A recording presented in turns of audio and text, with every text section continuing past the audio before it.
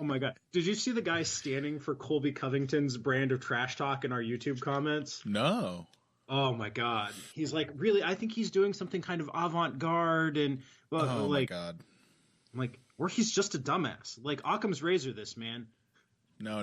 Here, this is a smark we're dealing with in the YouTube comments here, okay? So we better listen. He's got the experience. He knows what he's talking about. Colby Covington is playing a subtle game where he convinces every person in the world who ever comes into contact with him that he's an asshole so that nobody can say he isn't a good heel. It's all part of the brand, you know? Oh my God. He's just, that's why he got hit with a boomerang. He did it because it's a good brand. I will say this about Fabricio Werdum. I think he's probably a bit of an asshole, based just on various things I've heard about him, and in some ways we've talked about him being kind of a cruel dude. I think he does tend to, when it comes to scuffles in MMA, pick the best possible people to be an asshole to.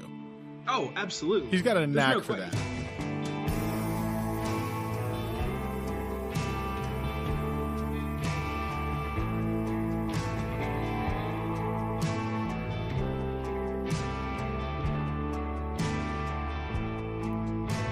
Hello and welcome to Heavy Hands. I am your host, Connor Ruebusch. With me, as always, is my co-host, Dr. Patrick Wyman. And today we have, well, I'm pretty excited about this episode, Pat. We have another non-UFC week. In fact, we have 2 weeks in a row here, 2 weekends in a row without a UFC card, and it's been a delight so far. I watched some Cage Warriors and some Invicta just sort of absently on Saturday this last weekend.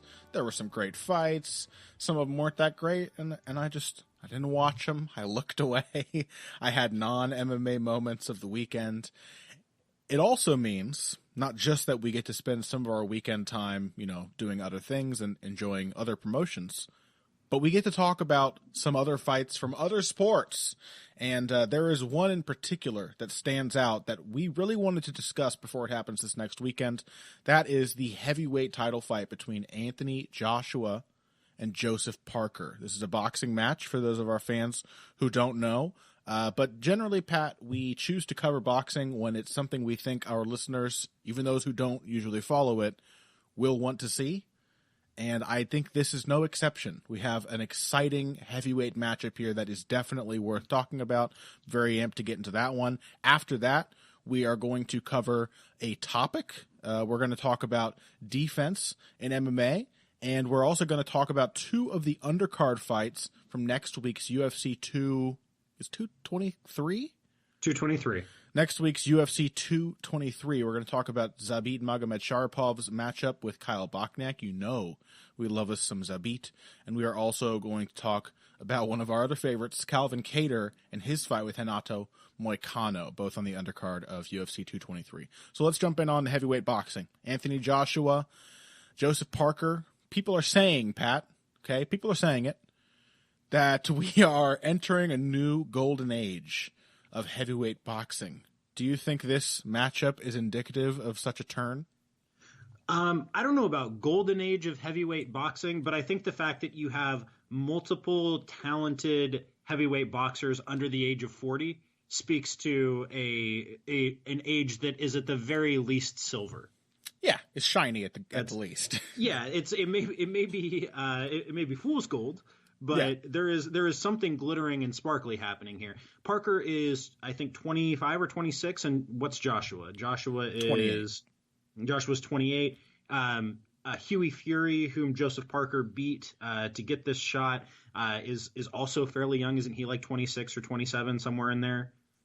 I think so. Yeah, Huey Fury.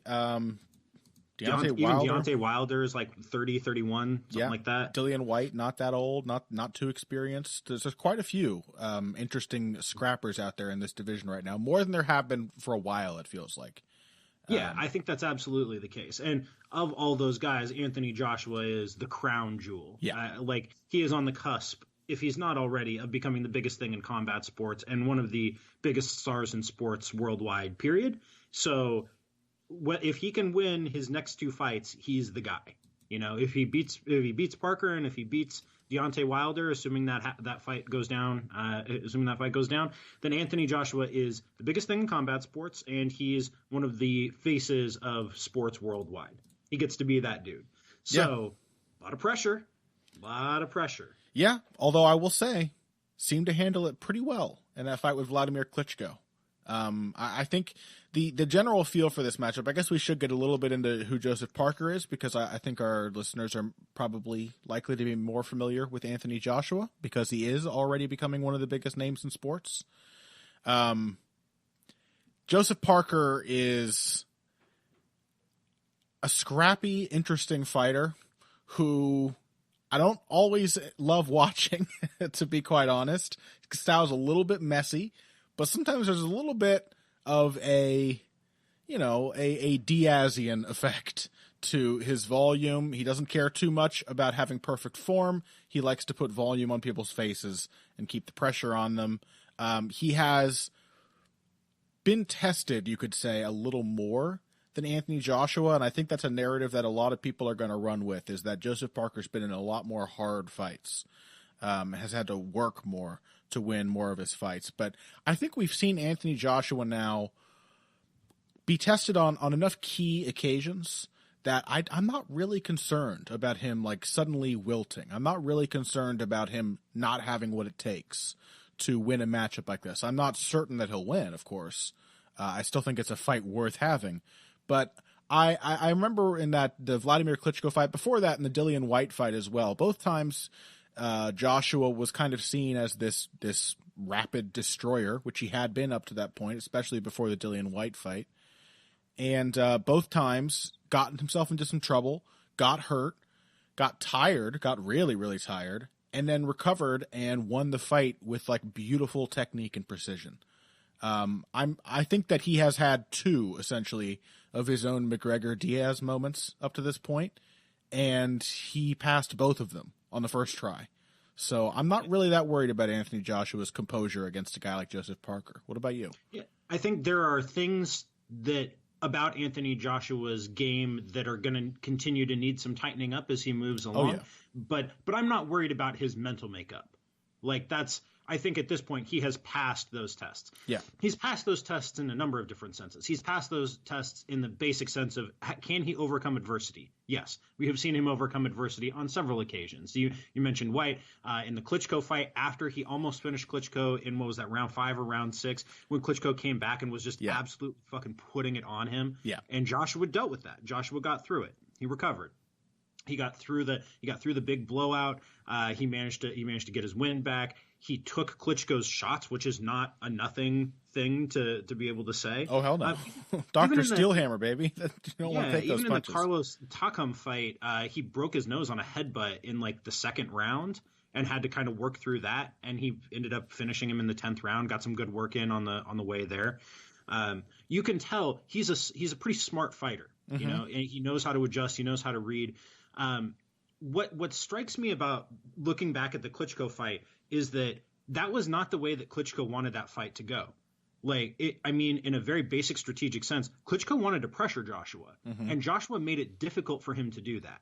From the very opening bell, Klitschko really tried to get after him, get in his face, and be like, okay, whippersnapper, you don't get to dictate when and how this fight takes place. And Klitschko was able to do that for about a minute, and then could not do it again for more or less the rest of the fight. He never really succeeded in getting in Joshua's face with his back to the ropes for more than really brief periods for the rest of the fight. I thought that said just as much as being able to fight through some adversity in terms of his cardio and getting his face busted up by a heavy puncher. Mm-hmm. Yeah, absolutely. I think there's no question that Anthony Joshua has heart and also some real tactical skill that, as you said, like, it is important to note it's not perfect. Joshua still looks, I think the first thing that people who want to criticize Anthony Joshua will say, because it was one of the first things that I wanted to say, was that he looks very stiff, especially at the beginning of his fights. He looks like, with his physique, you kind of have to compare him to somebody like Frank Bruno. Fortunately, he's no Primo Carnera, but he has a little bit of the very sort of awkward stilted style, the movement of his arms, his shoulders you might expect from a guy who looks the way he does, who looks as much like a bodybuilder as he does a boxer. But the weird thing is I kind of think to see Joshua at his best, you kind of have to see him get beaten up a little bit. You have to see him get tired. And I think you can look at the Klitschko fight, the White fight, a few others where we've seen stamina issues from Joshua. And it's like his punches get snappier after he recovers from getting tired. He loosens up and starts putting a little shoulder pop into his punches. He starts flowing a little more. He stops worrying about putting these effort-intensive combinations together and just sort of lets the hands fly. And he recovers so well, I think, because he is actually a technically good boxer. It's like he looks like somebody who's still inexperienced, frankly. He looks like somebody who's like the moves just haven't quite settled in yet, so he has to get a little worn out before they look natural. Yeah, the place where you see that the most, I think, is yes with the way that he throws his punches, but even more with his defense, where his head movement is, especially in the early stages of the fight, reactive rather than proactive. He sees a guy throw and then he moves his head to take some of the sting off it, rather than having his head kind of moving off the center line as a natural consequence of his approach. So, but he gets better as the fight goes on with that. He gets harder to hit as the fight goes on, because he manages to set the distance so well. Like, he looks a little stiff, he looks a little upright. He can look a little bit mechanical at times, but you're right, that gets to be less the case as the fight goes on. That was a really sharp point about kind of the snappiness in his punches, Connor, because early on you can tell Joshua really wants to convince his opponents that his power is not to be fucked with. He ends up kind of mashing them. Yeah, exactly. That's a good way of putting it. And then as the fight goes on and he kind of settles in, he realizes that his opponents are going to hurt from his shots, even if he isn't like throwing that little extra bit of oomph into him. Like, he doesn't need to do that. Like, he's a big enough puncher. Like, he could stick his hand out and guys are going to get hurt from a shot. Oh yeah. Yeah. Even his arm punches hurt. I mean, you can see that even when it's obviously kind of one of those open round arm punches, there's a reason he has so many early knockouts despite that. He just sort of, he gets into a position where he starts actually throwing the punches, like emphasis on the word throwing. It's as if you're throwing your fist at somebody rather than trying really hard to hit somebody with a punch. He's just letting it snap out there. Yeah, you really see that when he starts to let his left hook go. Yes. Like, you can tell that is when you know Joshua has kind of settled in, is when he lets his left hook go, or when he lets his uppercut go. When he's really kind of like forcing it early in the fight, it's all jabs and 1-2s. Yeah, and that's basically it. Yeah, those savage uppercuts he manages to find in like kind of wild scrambles on the feet are pretty impressive, and they seem to come very naturally to him. I will never forget seeing that Klitschko uppercut. I really won't. That is one of the more brilliant punches in recent boxing history. Or the Dillian White uppercut. Both times you get to see him in slow motion and look at the dude's face who's just been hit, as like all sense of humanity leaves it, and they just start astral projecting. It's pretty crazy. Yeah. Let's come back to Parker real quick. Yes. We talked a lot about Joshua, and it's easy to talk a lot about Joshua, which is why Joshua is the A side and the kind of budding star here. What about Parker? What do we make of him? Okay, so like I said, I don't always really love what I see from Joseph Parker, but on the same from the same perspective, I kind of really like what I see, because he's kind of one of those awkward journeyman fighters. He there's a lot to technically complain about. He's 24-0. He's 26 years old. He's got great hand speed and power. You don't get to claim him as a journeyman, Connor, as much as you want. You don't get to claim that label for him. Yeah, my label for journeyman is, boxing folks especially don't like it. It's pretty broad. He's definitely not like a club fighter or a professional opponent. I think it is fair to say he's had a slightly easier road than he's had a drastically easier road than Joshua. Yeah, heavyweight's not like, it's just not that stacked. So, but Joshua has had like some reasonable fights, and really Huey Fury was like the first big step up, the first big question-asking fight for Joseph Parker. And I don't know if anybody listening saw that fight, but don't rewatch it. It wasn't fun. I would say it was less entertaining by a stretch than Tyson Fury versus Vladimir Klitschko, which I actually found to be interesting from a certain perspective. This was just an ugly boxing match. It was real bad, man. It was not good to look at, and that's the part of me that doesn't like watching Joseph Parker. But you can't complain about him being stiff the way you can with Joshua. He's a natural, fluid fighter. I don't always like his technique or how he puts his shots together, but he can fight at a very good pace, and he can also turn off that pace and box pretty well. I think he probably gets a little underrated for how well he can work off the back foot and fight off of a jab, mix a left hook off the jab, just kind of be tricky with pot shots. He can do that. He's a pretty versatile fighter. I love his lead hand, and I hate his right hand. That's a very good way of summarizing the issues with his He has a tremendously skilled and educated left hand. He loves to hook off the jab. He'll put 2 or 3 jabs together, double, triple jab, go to the head and body. A lot of speed changes. Yeah, he'll lever punch with his left hand, so he'll throw 2, 3, 4 left hooks in a row, changing the location and speed on all of them. And when he follows his left with the right hand looks pretty decent. If he just throws a right hand, it can look real fucking ugly. He throws, like, especially in open space as he's trying to reach his opponent, he'll throw this right hand where he just falls forward into it like a drunken sailor, and it's real ugly. Yeah. It's a bad punch. He's got like Amir Khan syndrome. It's like every punch after the first one just gets uglier and uglier. It progresses into a terrible territory very quickly. Unless they're all left hooks, in which case they all look pretty nice. But yeah, like, So I mean, that's the technique. What do you think of him strategically? What is he going to try to do to Joshua here? My assumption would be that he would want to put some pace on Joshua. There are questions you can ask about both of these guys' gas tanks. I don't think Parker is immune from some of those criticisms, but I think you can definitely say Parker can push a faster pace more comfortably than Joshua for a longer time. Joshua can recover very well, come back to get a knockout after looking dead tired. We've seen that now twice. But he has to manage his pace in order to do that. I just don't think there's any other option for a guy who's muscle bound the way Joshua is. And Parker's not the same way. He has more of that natural fluidity to the boxing part of his boxing game, mostly the jab.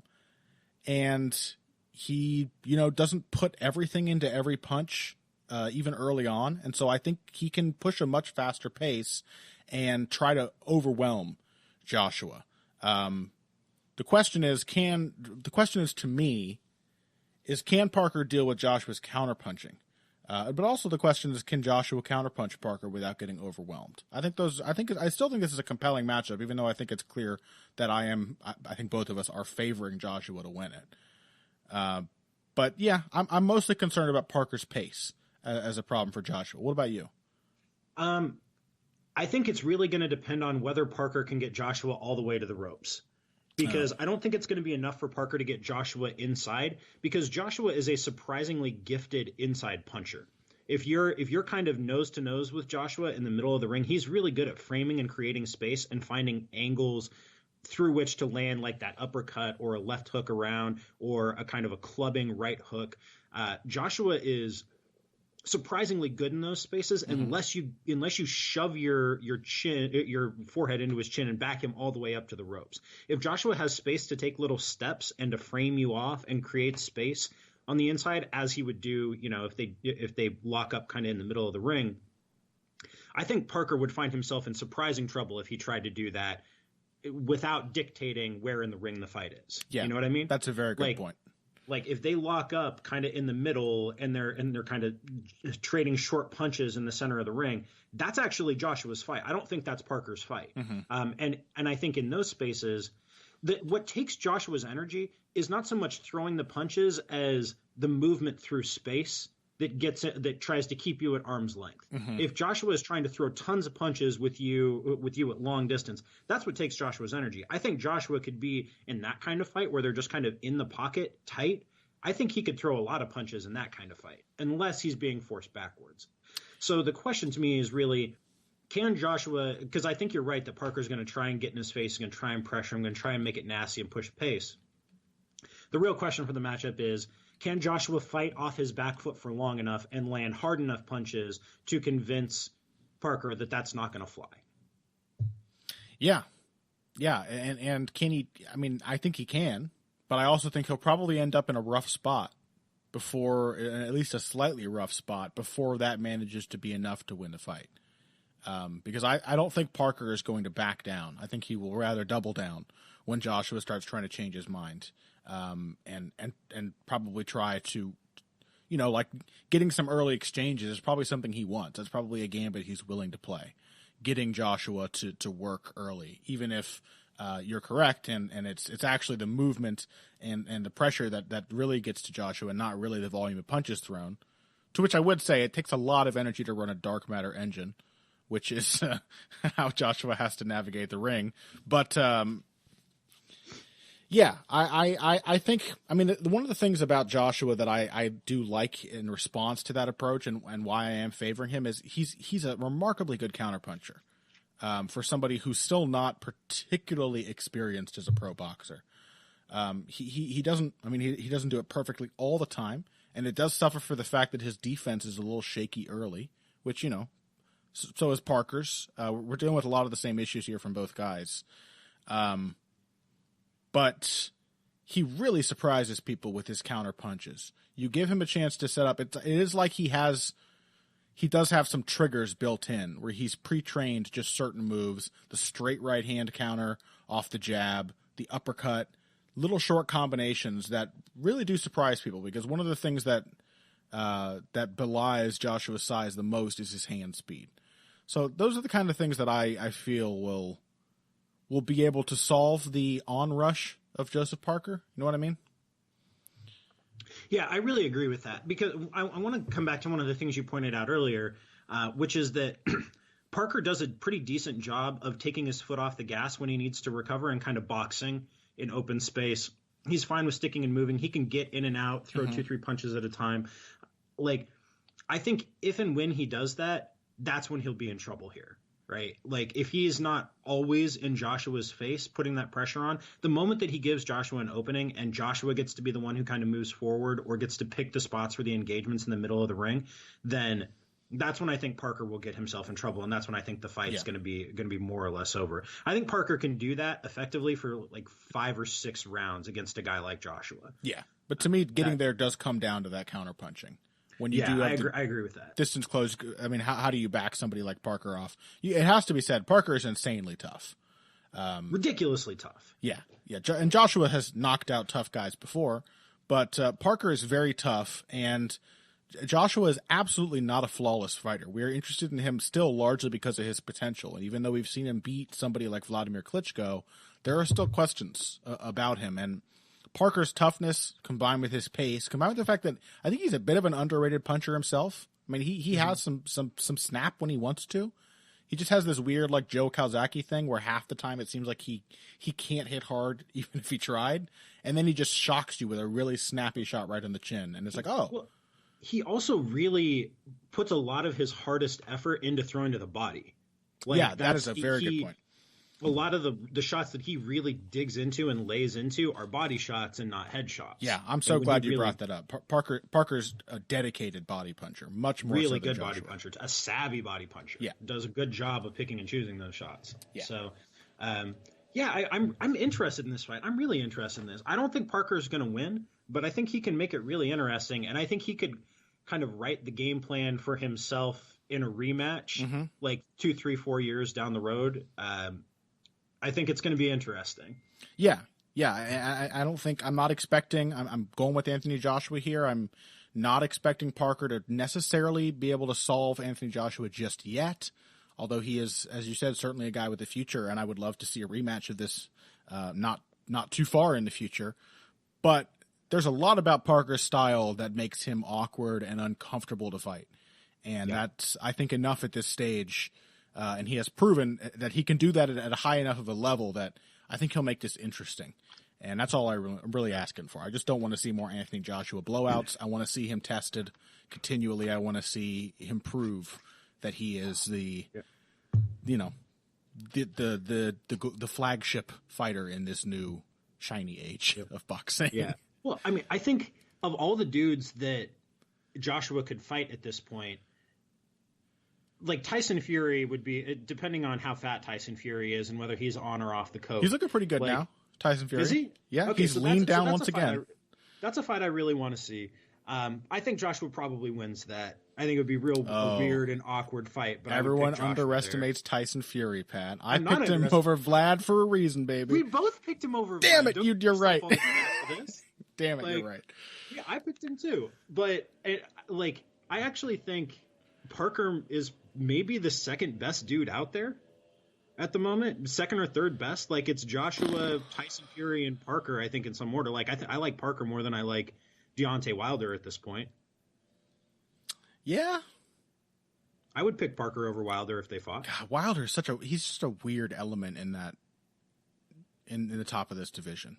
He's like a Prince Nassim, but looks worse, but is way more dangerous. Yeah, I mean, I'm kind of coming around to this. Like, I don't know again if Golden Age is the right word, but like Copper Age.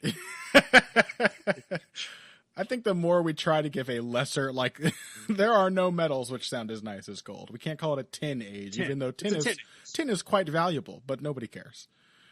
An aluminum age. We're living in the aluminum age here. So yeah, I'm with you. Like, things are getting spicy in the heavyweight division of boxing, and I like this. Our task before we talk about this again is going to be to come up with a less insulting sounding metal. Okay. We might have to dip into the fantasy realm. Might have to call it a vibranium age or something like that to that way we can pretend that it's as valuable as gold. A mithril age, Pat. It's a mithril age in boxing. Other boxing fans are really going to get on board with that one. Yeah, I like it. If you're really finding ways to appeal to the boxing fans known for their Lord of the Rings love. Anyway, I think that's about it. Watch the fight. Yes. Watch the fight Saturday afternoon, guys. Watch this fight, guys. You will enjoy it. I don't think it's going to allow for the sort of ugly, unentertaining matchup that Parker had with Hughie Fury. I think that he and Joshua are going to trade punches and try to put each other away. It's going to be entertaining. It's a fight that deserves watching. And that's it for us. We're both going with Joshua, Pat? Yeah, for sure. Yeah. Do you have any round prediction? I think Joshua by knockout in the 8th. By knockout in the 8th. Yeah, I'm kind of feeling a late knockout myself. I mean, I guess, is it just cheating that I'm basically assuming that Joshua will get tired, catch a second wind, and then take a few rounds to put Parker away? Because that does feel like the pattern of some of his fights now. That feels like less cheating than like you've watched him and you have a pretty good sense for what he likes to do. Yeah, well, yeah. Okay, yeah. 8th, 9th, 10th round, somewhere around there. Sounds good to me. Let's take a break then. When we come back, we are going to get into some of the undercard fights from UFC 223. Again, we're talking about Zabit Magomedsharipov and his fight with Kyle Bochniak. And we're also going to talk about the matchup between, oh God, what was the other one? Calvin Kattar and right. Renato Moicano. Calvin Kattar versus Renato Moicano. You can tell I'm excited, but I promise I actually am. We'll talk about those fights after this. Hey everybody, thanks for listening to this week's Heavy Hands. If you like what you hear, please consider pledging to support the podcast on Patreon. Patreon is basically continuous crowdfunding. You sign up to contribute a certain amount per month to help us with production costs and the like, and in return you get rewards ranging from a mention on the Heavy Hands website to a question or topic of your choice being discussed on the show. We have a lot more in the works to reward you for your help, and we appreciate every contribution. No amount is too small. Just head over to patreon.com and find how you can help out, the only show dedicated to the finer points of face punching. Now let's get back to it. Oh, here we go. Which you're going to sit with me for a while. She's on one. Oh my God. There's minorities outside. There's trucks. There's other dogs. It's just too much. Minority dogs. Yeah, there's a black dog. It's just the worst. I mean, I wasn't even thinking that black would be the minority of dogs. I was thinking it would be more like Pomeranians. There's a Pomeranian down the street that she fucking hates. Who doesn't, Absolutely. to be honest, though? Also owned by a black person, so just the worst of both worlds for her. Yeah, it's really... Ooh. It's tough being a racist dog in L.A. Really tough. It really is. It's a diverse city. It's hard to get by. Why is there no sympathy for the racist dogs? And welcome back to Heavy Hands, back to MMA. All of you can release the cushions of your seats. You can relax your colons. Everything's fine, okay? De-stress. We're talking about mixed martial arts once again. The boxing is gone. The bad man's he's not coming back. So, UFC 223. It's around the corner. There are a lot of good fights on this card. So many, in fact, that and so many of them are so big, especially the top two, that we thought we would take the chance to talk about a few of the gems on the undercard before next week's official UFC 223 episode. Because, of course, we got to talk about Khabib versus Ferguson. Then we got to talk about Joanna versus Rose. We got to talk about all the other fights that, now that I'm mentioning them on the show, are probably about to get canceled as soon as we're done recording this. Which means this episode is going to be dedicated to some exciting bantamweights. And really, Pat, we are entering an adamantium age of bantamweights in the UFC right now. And I think that guys like Hinata Moicano and Calvin Kattar are maybe some of the more unheralded members of this new crop of skilled bantamweights, but they're featherweights. Featherweights, my God. These guys are featherweights. The other ones are bantamweights. Yeah, whatever. Fuck all that then. What do you think of these fighters?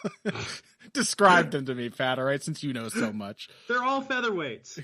No, Zabit and Bokniak's not a bantamweight anymore. No, Bokniak was never a bantamweight. Was he not?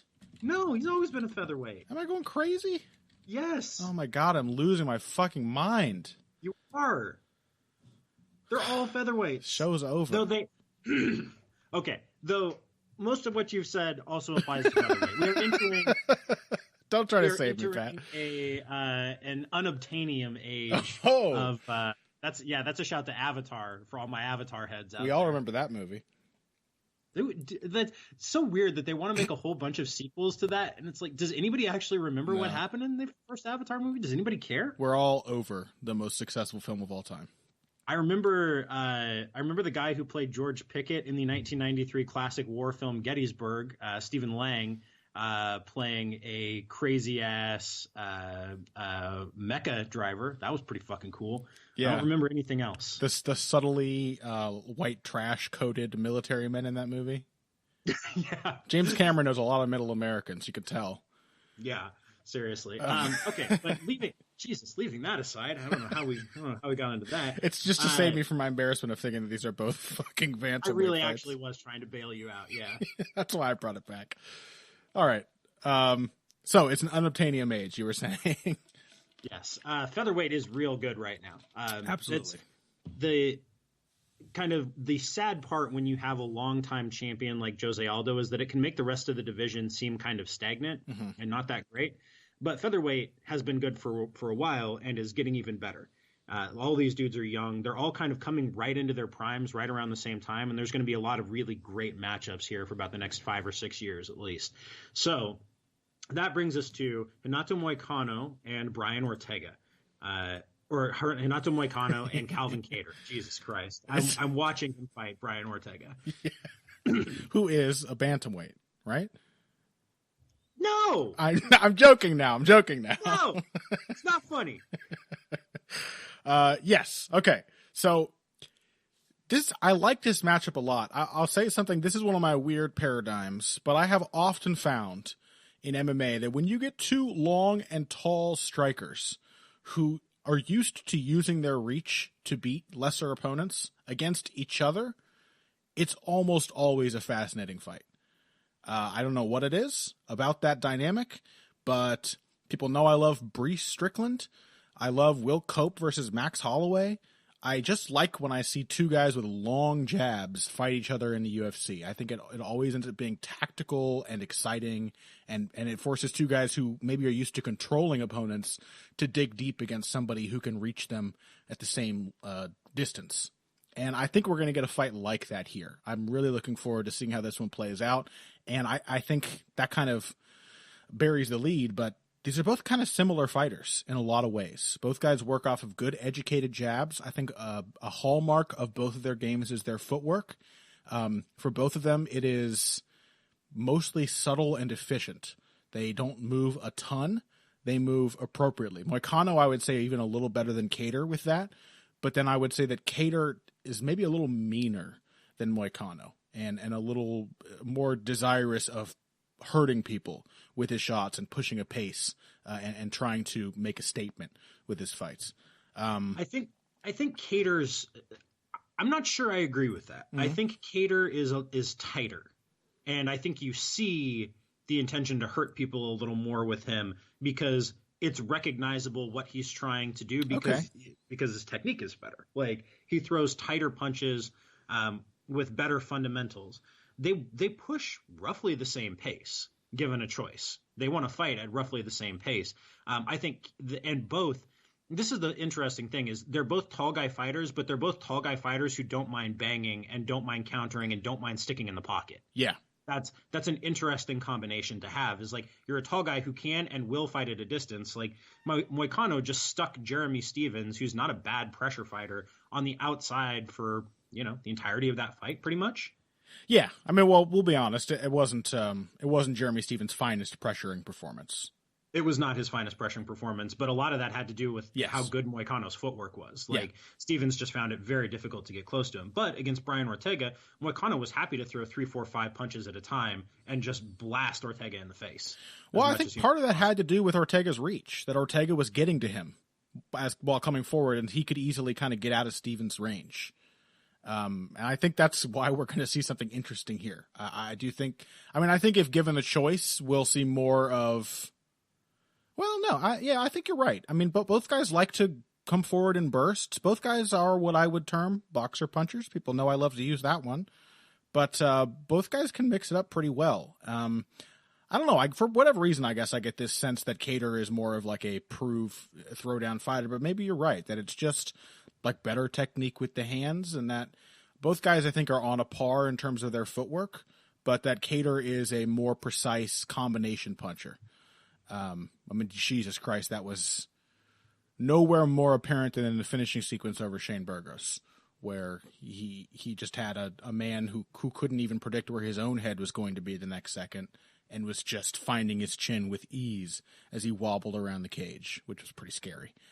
What do you make of this matchup, man? What do you think how it's going to play out? So I think it's going to be a banger. The thing that really strikes me about this is the matchup between Moicano's willingness to bite down and throw and Kattar's tighter technique. So they're going to exchange a lot of jabs. They're going to exchange a lot of kicks. I think Moicano is a slightly better kicker and probably a little more damaging with his kicks. Kattar is a better boxer, especially and tighter inside the pocket. But they're both hittable. And that's gonna be a recipe for a fun fight. Yeah. The thing that really interests me here is Moicano's striking is not his best skill set. He's actually a really nasty grappler and a fun takedown artist in the clinch. So if they do get into tight spaces and they're banging, throwing away punches at each other, can Moicano grab a hold and work a takedown? So far, Kattar's takedown defense has proven to be really good. He hasn't been taken down yet in the UFC. But he's also not like a former D1 wrestler with like the world's stoutest hips. If Moicano gets in and hits a takedown or two, that could really fundamentally change the tenor of the fight. Yeah, I'm also concerned about Moicano's kicks. Kattar is not a bad kicker. He will mix them in, but it's a little more like when Frankie Edgar kicks. Like it's clearly not his main focus, not the main thing he wants to do. Moicano's a pretty vicious low kicker. I'm sure he's a competent kicker everywhere, but he throws some pretty nasty leg kicks when he has a mind to. And I think I'm interested to see if that aspect of his game forces Kattar to pressure more. And then how because the other thing I know about Moicano is that I think he likes to counterpunch more than Kattar. Kattar, I think, is really at home pot shotting. He's not a bad counterpuncher, of course, but Moicano has like a hair trigger. When somebody comes after him, he just unleashes 2 or 3 punches right in a row kind of wild sometimes. Technique gets a little loose, but he does respond immediately with counters. And I think there's going to be an interesting sort of interplay between Moicano having some advantage that Kattar maybe doesn't with low kicks at range, hard low kicks, with that forcing Kattar to pressure, and then Moicano trying to respond with counters. Is he sharp enough to outpunch Kattar in that kind of exchange where Kattar is setting the parameters coming in and it's Moicano responding to his attack? And that is where I think Kattar will have a slight advantage. I think he's just a little tighter coming forward, has better timing, and is a little more thoughtful with how he approaches his opponents. When he approaches, how he sets it up, what kind of timing is he using, how is he disguising it. We've said this about him the last time he fought, but he looks like a fighter who is very well trained and has sort of in his head or trained into his body a full lexicon of moves. He's got a bunch of set moves, and he cycles through them really comfortably. And so he's very difficult to predict. If you are trying to counterpunch him, I don't think you're going to get away with just winging a wide right hand to a left hook, a 2-3-2 over and over again. Not that Moicano is that crude, but there's a little bit of that. There's a little bit of just, okay, I'm counterpunching, so now I'm fighting. Now I become Vanderlei Silva when I'm counterpunching. Moicano counterpunches like a dude who's been in a lot of hard sparring sessions. Yes, he counterpunches like a Cordero guy. Yeah, which is not necessarily a bad thing. And it's not like he has no craft there, but It's very clearly, this guy is throwing at me, my response is to plant and throw back, right? To show you that you can't pressure, that you're not going to win. He turns, for him, exchanges are psychological battles more than they are technical ones. And for Kattar, I think he is much more of okay, we're in the pocket, we're exchanging. Now I'm going to figure out what you're doing, and we're going to exchange in layers. He's a colder fighter, more tactical. Yeah, exactly. And so I think barring some takedowns, this is probably Kattar's fight to lose. If this is a striking matchup, I would be surprised if Kattar didn't win. I don't think he's going to get out unscathed. I think he's probably going to get his face busted up. Mm-hmm. But if it's a striking matchup, then Kattar. But I actually would not be surprised if Moicano were able to hit a couple of takedowns and we're able to make some hay there. No, it certainly wasn't his wrestling that was the problem in that Brian Ortega fight. He hit the takedown he wanted to hit. It's just that it ended up turning around very quickly after that. But he's an underrated wrestler. He's quite good. I mean, I don't think he could get Jeremy Stevens down, but very few people manage to do that anymore. And I'm not 100% sure how. I'd have to go back and watch more of his regional fights, but I'm not 100% sure how Kattar's takedown defense holds up to a really insistent or well-timed takedown attack. And Moicano has some of that, what I always think of as strikers wrestling, where he doesn't, you can maybe critique some of his form, but he has the timing for the shot. And that is what really, really matters, I think, in MMA, is knowing how to find the right distance and the right time to shoot, to use the shot the way you would throw a punch. So I think that's a really good point. How's Kattar's ground game? We haven't seen any of it in the UFC so far. He has a few submissions on his record, to my recollection, from the regional circuit. I would guess he's probably, from what I've seen, he's good enough, but Moicano is really, really good on the mat. And he's especially nasty in transitions. He's great if he can get to your back. He's got a great back take game. So I don't know. I don't think we know enough to be able to say off the top of our heads, because we haven't seen Kattar's takedown defense play out against an elite grappler. Yeah. But I think that is one avenue through which this could become a much different fight than the one that we're mostly expecting, I think. So look out for Moicano's wrestling. I think that looks like a kind of an X factor. Okay, that's enough for that one. Let's talk about Zabit Magomedsharipov. Let's talk about all of the names that he has.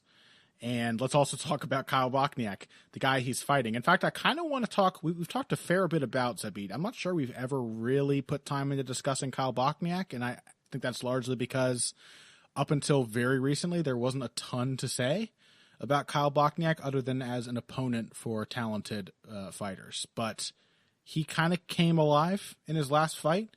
He suddenly became a tiny Tyron Woodley, where he was like twice as explosive as he's ever been. He was just bombing with right hands and just sprinting across space, and really surprised me with his athleticism. and how he put that together into a really cohesive game plan. That is seriously not something we've ever seen from Bochniak in the UFC before. And it's fair to note that that may be because we've only seen him in short notice fights up until that most recent one. What was that most recent fight? Against Brandon Davis at UFC 220. Yes. And just a few months ago. Yeah. And Brandon Davis has already turned around before now. Both guys staying pretty active.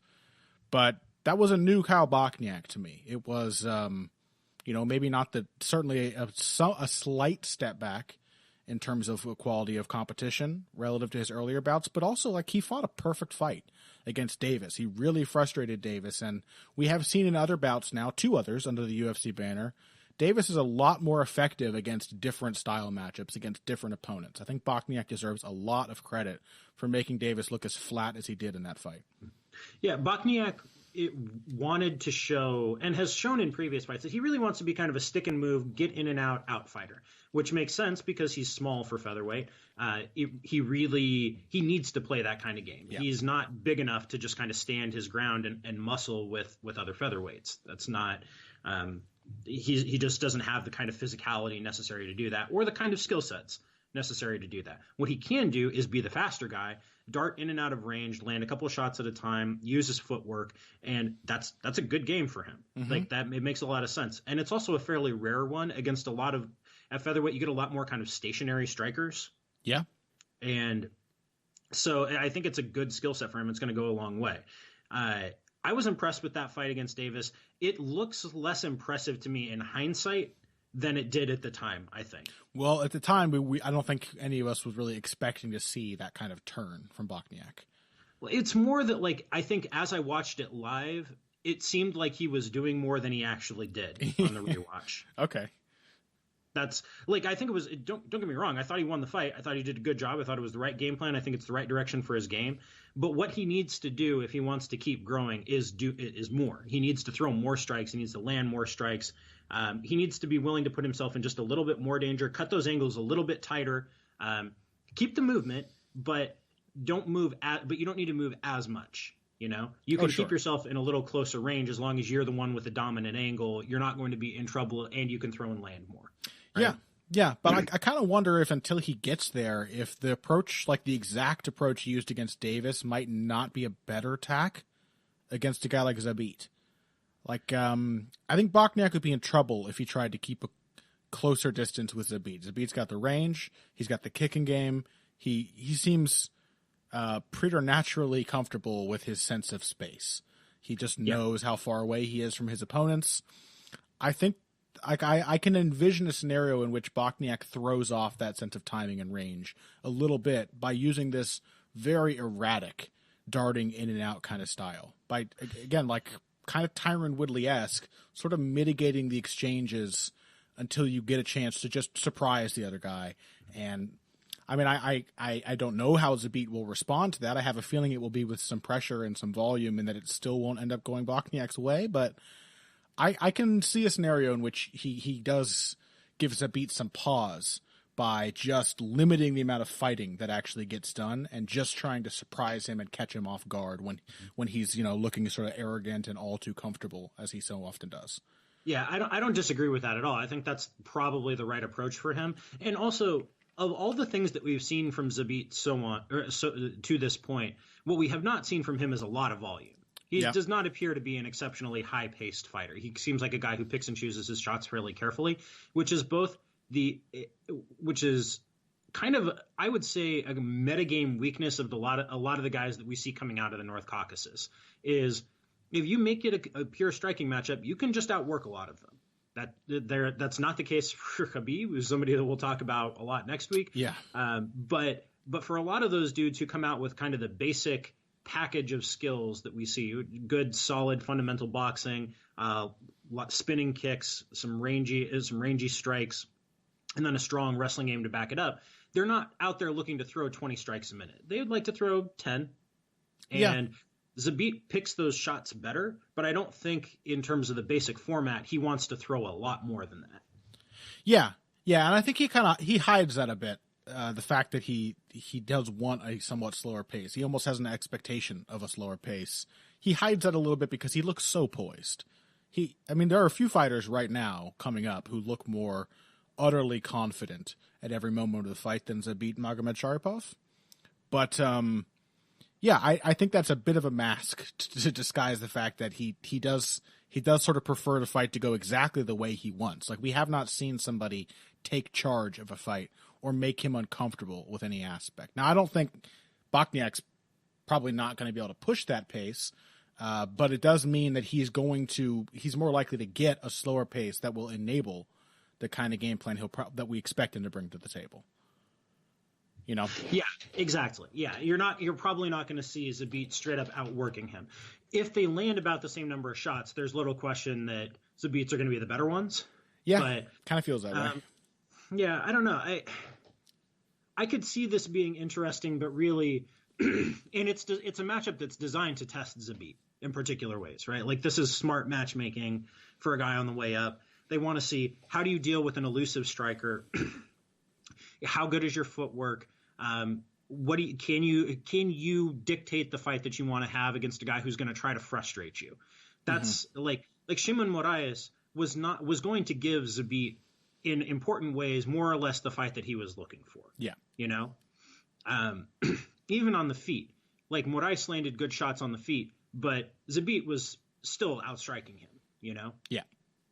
So Moraes couldn't really afford to push much of a pace, being a super muscle-bound guy himself. Although we did see, we saw how Zabit deals with insane athletic ability. Shimon Moraes is known to be somewhat athletic, but we haven't seen him deal with that kind of speed and that kind of dexterity used in a game plan, at least what Bochniak showed in his last fight. We're assuming he's going to look the same as he did in the Davis fight. Who knows really how he'll approach this, but that does seem like the safest way to go about it.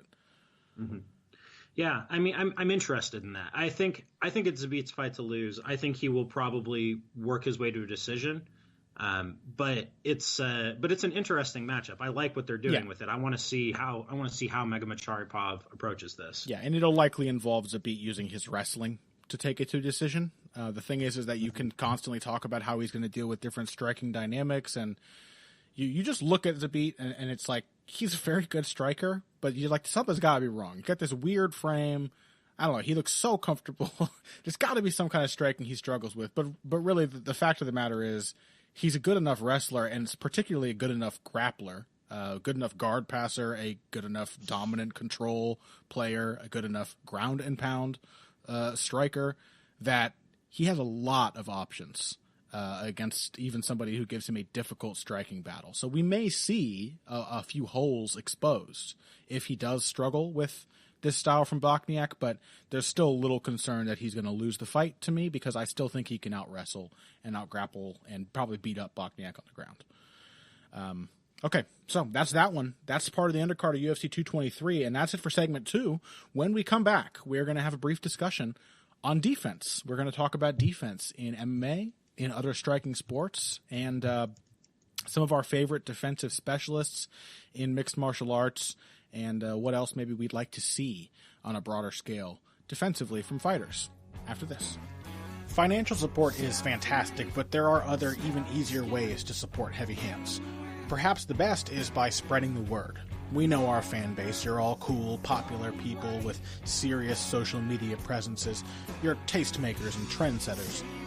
Okay, there are one or two of you that don't fit that description. You know who you are, but no matter what, you can always help us out by telling folks about the show. You can also give us a positive rating and review on iTunes and Stitcher, things like that. We rely on word of mouth and positive feedback to grow and improve, so thank you very much for your time and your help. Now, back to the show. And welcome back to Heavy Hands, Segment 3. Last part of the show, which means it's time to talk about our topic for this week. As noted several times up to this point, defense is the topic of the day, particularly defense in MMA, particularly striking defense in MMA. It's not always great, and that's why I want to talk about it, Pat. It's not always my favorite part of the MMA fight to watch is how mixed martial artists tend to respond defensively to strikes. So we're going to talk about why we think that is, what could be better, and maybe what principles are exhibited by some of the best defensive fighters in this sport. How do we kick this thing off?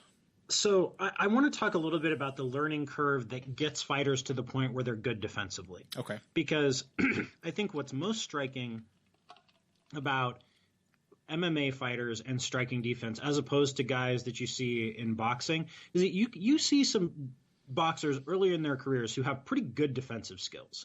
You know what I mean? Like they get better over time as they reach their peaks, and then as they get into the very late stages of their careers, you see some really, really crafty defensive fighters. But you see a lot of boxers on their way up who know how to move their head, who know how to slip and parry, who know how to use the combination of their feet and head movement and their hands to block, parry, avoid shots. Yeah. Even if it's not all the way there, you see that the process is there.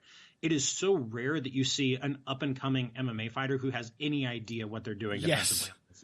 Yes, that's the real difference. That's what stands out. It's not rare that you see a up-and-coming MMA fighter who knows how to defend submissions or knows how to defend takedowns. Obviously, there are still lots of up-and-comers who, like, that's their struggle, is that they don't do this very well. But across the board, very few young MMA fighters have any sort of systematized defense at all. Like as you said with young boxers, there's always a structure there. It's included as part of the curriculum, and so you can tell they've not mastered it, but they have worked on it. I was watching Cage Warriors this last weekend, and I watched Vaughn Lee. I can't remember who Vaughn Lee fought, even though I'm pretty sure the guy who was fighting him is the more notable fighter at this point. But I looked at Vaughn Lee, and I was like, Vaughn, you're an experienced fighter. You've been doing this a while. You've got some striking skills. You've got some good power. You have a sense of distance. He was putting some sneaky shots together. Why doesn't this seem to all flow together? Why doesn't it seem like natural to you at this point? And it struck me that it was the defense, that he just didn't seem comfortable, even at that point in his career, responding to anything coming at him. It was always a guess. It was always like a complete improvisation. So, I mean, how does the learning curve explain something like that? I think a lot of it has to do with what are the base arts that guys are learning, right? Who is your coach and what are they teaching? And I think in straight up traditional Muay Thai, there is not a lot of emphasis on, which is still the base that a lot of guys are drawing from. There's not a lot of investment in kind of head movement or really layered defense. You've got to deal with a lot of different things, and that's just not how that particular sport is incentivized. In more kind of Brazilian influenced Muay Thai, again, defense is just not the world's biggest concern. You see some crafty fighters, especially as they age, who get better at defending shots. Like late career Vanderlei Silva could be a surprisingly good defensive fighter. Late career Shogun Rua has turned into an interestingly good defensive fighter. Like if you take Andre Dida as peak Brazilian Muay Thai, that guy, like he teaches his students some pretty solid defense. It's not outstanding, but it's pretty good. You know, Dutch style kickboxing, it does not place the world's greatest emphasis on defense. Not the most nuanced approach to defense. Yeah, there are defensive moves and there are triggers that are and there are defensive triggers in mind, but they're mostly built around how do I avoid as much of this shot as possible and then immediately get to hitting the guy back. Boxing is really the striking art that places the greatest emphasis on defense, and until very recently, we have not seen boxing in MMA at a high level. Let me put this out there, because you mentioned this in our last segment. About Renato Moicano, that he treats exchanges like a psychological battle. I really like that. And I think that's a lot more common in non-boxing striking sports. I think that is like the Dutch approach often strikes me as that kind of thing, where it's like, okay, well, you throw you exchange, you go call and response with your striking exchanges because you can't lose. You know, like you can't let the other guy think you can't exchange with him, and that's why we fight this way. And in MMA, you see a good bit of that. Like, exchanges they're either something to be avoided, like fighting in the pocket. And I understand that to an extent, because in MMA, there are just a lot more things to worry about in the pocket. It is much more difficult to rely on your head movement, which requires you to kind of at least somewhat plant your feet when you know that the other guy could change levels at any moment and take you down. And that maybe you think he's slipping a punch and he's actually changing levels to grab your leg. That kind of stuff can get really, really tricky. So I get that. But, yeah, there's still this sort of overall sense that an exchange is not something that MMA fighters feel comfortable navigating. That they don't feel comfortable having like a particular response to this move or anticipating what the most likely threat is after that. I mean, did you think that comes down wholly to the unpredictability of the sport, or does it also come down to, again, like the emphasis placed on defense in their striking disciplines, how much time they as fighters really spend on like building a system of responses, or if they even are aware that that is like an effective way to approach defense, if that's even a widespread notion? Yeah, I think most of it comes down to the base, right? And what are you actually working on when you're working on striking? It's even really great defensive fighters in MMA. It seems to be a thing that takes them decades to fully absorb. Like, it takes a really long time to become an excellent defensive fighter in MMA. Like, Anderson Silva's first great defensive performance was probably in 2008. This maybe the Patrick Cote fight, or even the Talis Laites fight, where he just seemed like he was impossible to hit. The Talis Laites fight is an underappreciated gem, by the way. I know people remember that badly. Go watch it. It is Anderson Silva being very, very slick. Yeah, it took him until well into his late early prime. What the fuck am I talking about? It's tough. There's a lot of stages to Anderson Silva's career. Yeah, it took him until he had been in the game for a long time with a lot of additional striking experience outside of MMA before you got to see some actual slick defense. And even then, his defense was more slick and one move than it was kind of layered and systematized. It didn't really get systematized and layered until, I don't know, I'm probably the Yushin Okami fight. So that's like 2011. Yeah, and even then it was still always in kind of flashes. Like my hope is that there will come a time when we look back on Anderson Silva and his defense seems just slightly quaint to us as MMA fans, because it can get better. I mean, the best ever is Jose Aldo, but even Aldo, it took like 8 years to get to the point where he was really defensively slick. Yeah, it's probably the first Frankie Edgar fight, so 2013, so 9 years into his pro career. Mm-hmm. Yeah, and I think Well, what makes those guys great? Like, what makes those good defensive fighters by MMA standards? Anderson Silva, Jose Aldo, I think Lyoto Machida has to be mentioned. Obviously a different style, but still renowned for being hard to hit. Mm-hmm. Who else we got? Who are some other notables? I think Dominic Cruz is up there. Absolutely.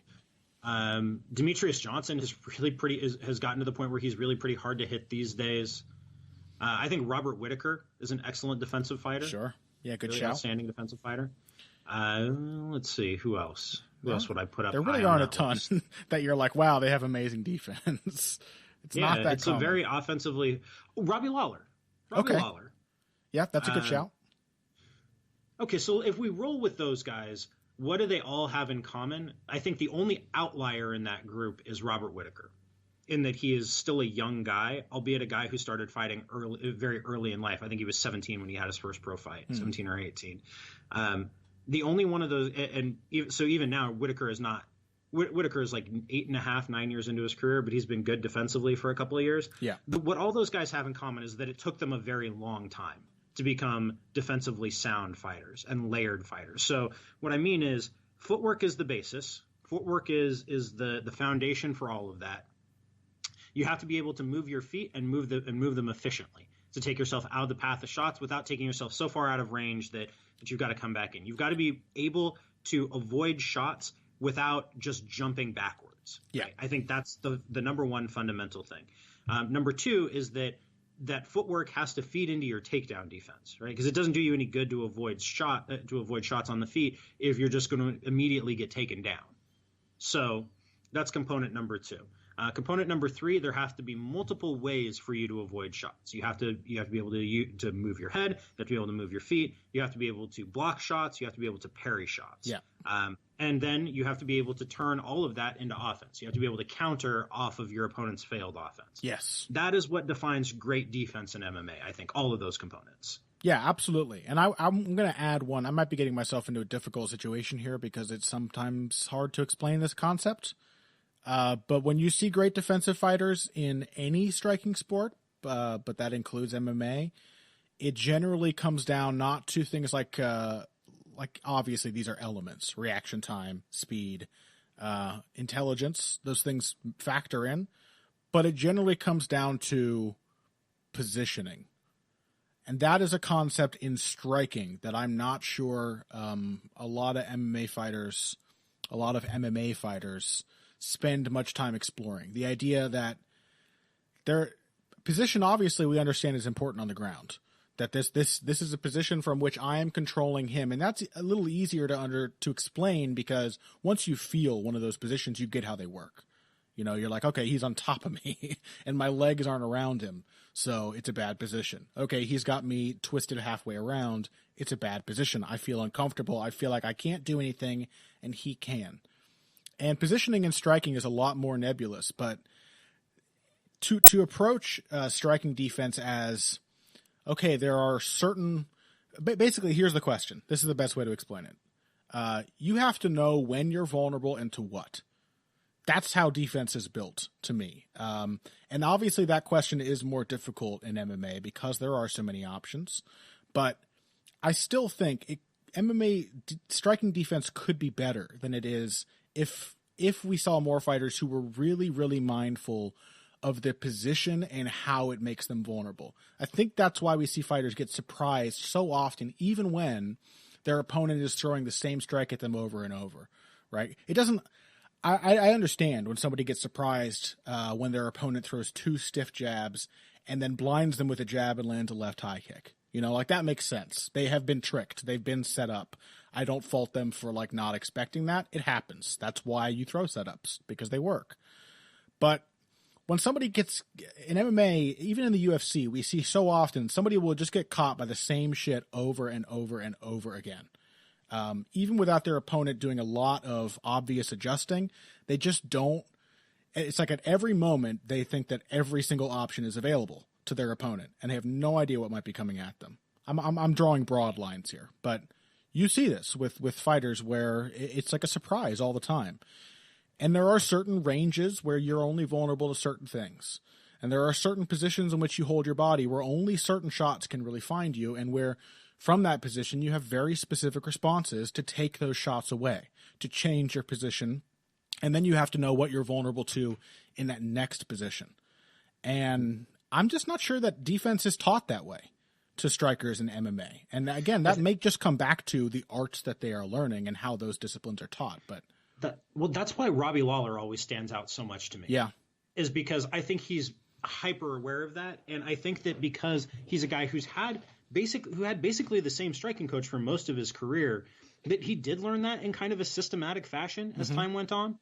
I could be wrong about that. I'm not personally familiar with how, Matt Pena taught him striking, but it seems very much like that's the approach that he has, is a very systematic one. And because he's a smart fighter, and because he's got tons of experience, because he's really tough, and because he's basically fearless, like he was a guy that you could teach a kind of a systematic form of defense to and have it stick. Jose Aldo, same way. I think his defense is very systematic. Yes. Yeah. Well, look at Robbie Lawler surviving the most recent onslaught from RDA. You don't do that unless you have a system, because he's not reacting to each individual one of those 9,000 punches. You know, he's not judging all of the strikes coming at him in this Dragon Ball Z combination. He's basing it off of like, okay, well, 95% of the time, this is what's coming after this. So I turn this way, I turn that way. You see that a lot. Robbie Lawler will roll with a shot, and then you see him peeking past his guard. He's like, he's turned away, he's pulled his shoulder in front of his chin, and then he looks back. What's coming next? I have an idea. Oh, it's the left, just as I thought. Now I react to that. Yeah, I agree. Robbie Lawler is a great example of that because he doesn't seem surprised by what's coming at him. He has an idea of what to expect from each position. Yeah, that's one of the reasons I really am enjoying watching Brian Ortega develop, is because I think his defense is moving in that direction. Yes, absolutely. Where he seems very much like he's still hittable, and he's going to be hittable for a while moving forward. But like he's got very clear eyes when he's watching you, and you can see him processing. You can see him processing both the percentages based on what you're throwing at him and the individual responses to what you're throwing at him. Yeah. It may seem strange to listeners that I think the last 2 times we've talked about Ortega, I've mentioned his shoulder roll. It's not like he's great at it, but it's because it's like he has a response built in to a right hand when he's got a low guard. He's like, okay, well, I pop the shoulder in the way and pull my head away. And he does it consistently. He is both anticipating and reacting. That nice balance you find where you have an idea of what's coming. All you're doing is waiting for the trigger to tell you when to move. Yeah. What I like about Ortega's approach as a whole is that he's not looking to avoid things entirely. He knows that there's a percentage of risk involved, and that's okay. And so he's trying to mitigate that risk rather than avoid the risk entirely. Yes. Like, I think that's a very smart kind of way of approaching it. And I think Robert Whitaker, too. Whitaker uses his feet a lot, but even when he's in range, Whitaker is layering his defense together and doing a lot of different things. Even while being – and with Whitaker, the degree of difficulty is almost higher or is higher, because the level at which it's taking place is so much higher. There's so much more danger from every single punch when you're fighting guys who are weighing 210 on fight night as opposed to guys who are weighing 165 on fight night. But there's that. But also, because Whitaker is such a good striker, everybody is trying to take him down all the time, right? So his striking defense could easily suffer for his awareness of how much guys are trying to take him down, but it really doesn't. He's still very hard to hit. Yeah, absolutely. And there's one more guy I do want to shout out just because his name is on my brain. We talked before about the last opponent of Kyle Bochniak, Brandon Davis. He is an example of, I think, a slight change in what we may see out of up-and-coming fighters in the near future. Or may even be currently seeing, and that he is not a great defensive fighter, but he does have a set of defensive moves built in, and he uses them not randomly. You know, like when he has a sense of flow to his defense where it, at the very least, it may not be really proactive. It may not be always the perfect move for the situation. But he uses his defensive moves as if they're part of the combinations he's throwing. He slots them in there as essential parts of the attack. So if you throw a 1-2 and something's coming back at you, well, now I'm in position to roll from left to right. So I'm going to bend my knees, roll from left to right. As I come up, what's there? The left hook. Like, these are moves that just because of body mechanics fit together in certain orders and at certain times. And that's the basis of a system. You know, everybody's body is limited to those same mechanics. And so having an idea of when I throw this shot, I'm in position to move defensively this way. And most of the time, if I'm in an exchange, I just automatically do it. I like that. You know, it's again, Brandon Davis, he's not an unhittable fighter, but there are flashes of what looks like a somewhat systematized defense that is coming together. And he may, in fact, be a fighter who puts all those pieces together more completely before a lot of his peers because he's been working on it from the early stages. So yeah, I hope we see more of that. I hope we see more sharp defense. It's really like the main thing that always brings me back to boxing is I want to see some really slick shit. I want to see people who just look impossible to hit. And I want to see striking defense treated as a really significant part of the MMA skill set, right? Because not getting hit is almost as important as hitting your opponent. It really is. It's almost as important. So, okay, that does it for today's Heavy Hands. Thank you all for tuning in. We hope you enjoyed this mixed bag of topics and ideas, but I think we did, Pat. I had a good time. Heavyweight boxing, unobtainium, non-bantamweight MMA, and striking defense in mixed martial arts. Before we wrap up, what do you have coming out this week?